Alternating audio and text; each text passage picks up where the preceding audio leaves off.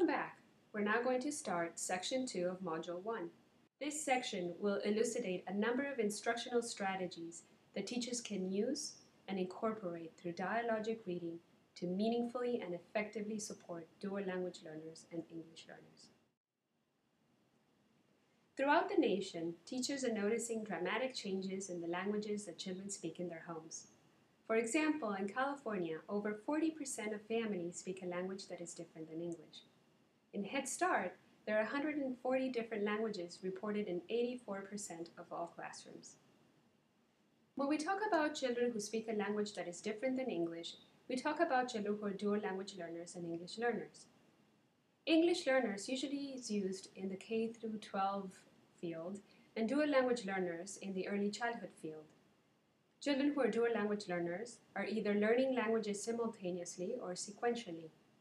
This term does not refer to the kind of school they attend or the language of instruction they receive, but to the fact that they're learning a second language while continuing to develop their first, or are learning both languages at the same time. Dual language learners or English learners present a wide variety of languages and cultures. And while the largest linguistic group are Hispanics, not all children speak Spanish and not all share the same cultural background. Statistical information about how dual language learners and English learners are performing academically show that these students consistently underperform when compared to English-speaking peers. Research strongly points to providing oral language support for dual language learners and English learners, with additional instructional accommodations to fully access the curriculum. Oral language provides the foundation for literacy development, and since dual language learners and English learners are learning concepts and skills, focusing on expressive and receptive language development through active participation, interactions that foster language production in the context of meaningful activities and positive relationships is key.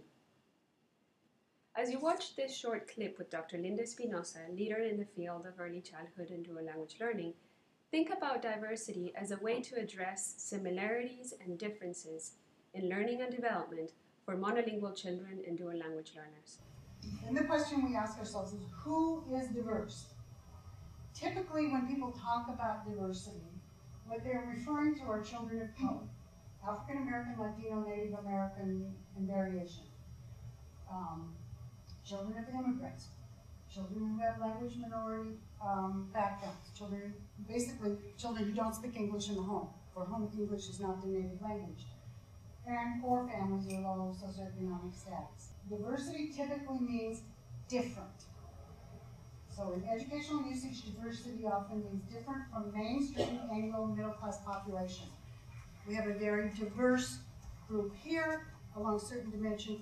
When schools use it, they usually mean children that I just talked about. Okay? In California, diversity is the norm. They talk about a majority state. That is California. California is the most diverse state in the country. Many languages, cultures, races, much economic diversity, and it is increasing in California and across the country. So it means growing challenges and opportunities.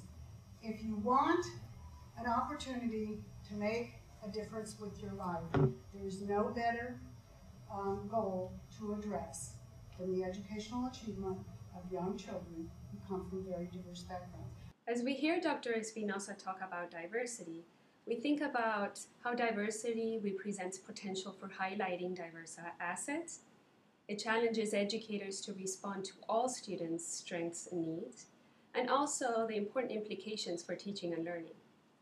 Teachers, schools, and communities must collaborate to support and affirm children's and families' cultural and linguistic backgrounds. The early childhood field is now supported by innovative brain research that better guides us on how to promote learning and development in young children, especially children who are dual language learners and English learners. We know that there are clear benefits in young children who are learning 2 or more languages, and we also know that children's home language facilitates English language and literacy development. How we provide this support and facilitate home language development should not be constrained by the context, meaning that the language of instruction should not be a barrier for these two to happen. In schools and programs where the language of instruction is English, this can be fostered by teaching children how to use dual language learning strategies, such as encouraging them to use their home language to tap into their prior knowledge, to process new learning, and to affirm their cultural identity. Dr. Espinosa's report, called Challenging Common Myths About Young English Language Learners, clarifies erroneous thoughts and ideas that continue to shadow how we understand children who are dual language learners are supported in their learning and development. This resource provides information about specific misconceptions, such as that learning two languages causes language delays, or that more English is better. If you access the resource tab, you'll be able to download and read this article.